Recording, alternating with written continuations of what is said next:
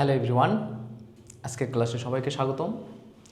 আজকে আমরা একটা সূত্র নিয়ে আলোচনা করব যে সমত্বরণের ক্ষেত্রে ভি ইকুয়াল ইউ প্লাস এটি।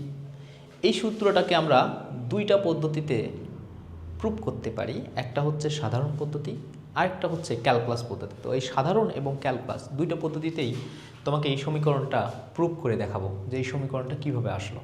তো দেখো, ভি ইকুয়াল ইউ প্লাস এটি। ভি হচ্ছে শেষ বেগ, ইউ হচ্ছে আদি বেগ, এ হচ্ছে ত্বরণ, টি হচ্ছে সময়।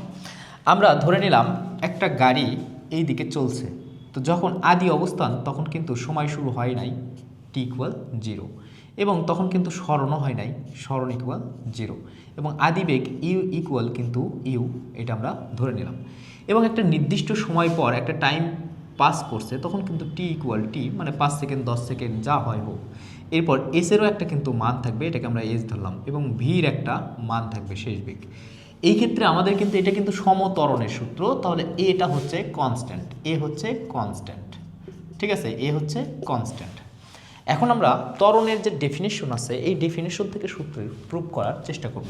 দেখো, ত্বরণ কাকে বলা হয়? ত্বরণ এ ইকুয়াল ডিভি ডিটি আর ডেল ভি ডেল টি, মানে সময়ের সাথে বেগের পরিবর্তনের হারকে ত্বরণ বলা হয়।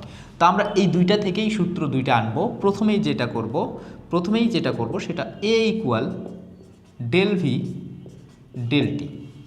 দেখো তো, ডেল ভি মানে বেগের পরিবর্তন, ডেল ভি মানে বেগের পরিবর্তন। তাহলে বেগের যে পরিবর্তন, দেখো তো শেষ বেগ কত ভি মাইনাস আদি বেগ কত ইউ, তাহলে বেগের পরিবর্তন। সময়, শেষ সময় কত টি, আদি সময় কত 0। তাহলে আমরা কিন্তু পাই v minus u divided t. A equal যদি এটা পাই, তাহলে কিন্তু গুণ করে দিলে a t equal v minus u, অতএব ভি সমান ইউ প্লাস এটি। দেখো, আমাদের কাঙ্ক্ষিত সমীকরণ কিন্তু আমরা পেয়ে গেছি। তাহলে এই সমীকরণের একটা প্রতিপাদন কিন্তু আমরা করলাম। ওকে, তো এখন দেখো, নেক্সটে আমরা এটাকে ক্যালকুলাসের মাধ্যমে কিভাবে সলভ করতে পারি সেটা একটু দেখব। ক্যালকুলাসের মাধ্যমে, তো ক্যালকুলাসের মাধ্যমে করতে গেলেও আমরা এই লিমিটটাই ব্যবহার করব এবং যোগজীকরণের মাধ্যমে আমরা সলভ করব। দেখো, আমরা এখান থেকে আমরা জানি যে এ ইকুয়াল ডিভি ডিটি। এইবার তাহলে আমরা লিখব যে ডিভি ইকুয়াল, আমরা আর গুণ করে দিলাম ডিটি। দেখো, এইটাকে আমরা ইন্টিগ্রেশন করব এই যে লিমিট আছে লিমিটের মধ্যে। তাহলে ইন্টিগ্রেশন যদি করি, ইন্টিগ্রেশনাল সাইন ডিভি ইন্টিগ্রেশনাল সাইন এ ডিটি। দেখো তো, ভির ক্ষেত্রে আদি বেগ হচ্ছে এইটা, শেষ বেগ হচ্ছে এইটা, তাহলে আদি বেগ ইউ, শেষ বেগ ভি। এবং এই ক্ষেত্রে এ তো কনস্ট্যান্ট, তাহলে সময় কত 0 থেকে টি পর্যন্ত, 0 থেকে টি পর্যন্ত। তাহলে এটাকে আমরা যদি ইন্টিগ্রেশন করি, V lower limit upper limit, একে বের করে নিয়ে আসবো, ডিটিকে ইন্টিগ্রেশন করলে টি লোয়ার লিমিট আপার লিমিট।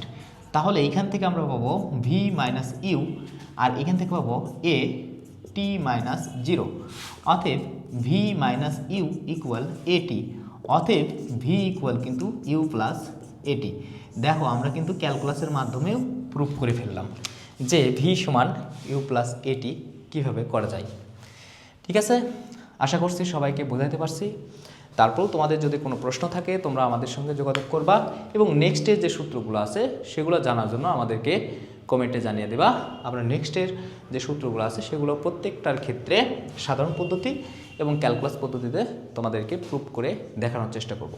আজকের মতো এ পর্যন্তই। ধন্যবাদ সবাইকে। ততক্ষণ তোমরা ভালো থাকবে, সুন্দর থাকবে। নেক্সটে আবার দেখা হবে। আসসালামু আলাইকুম।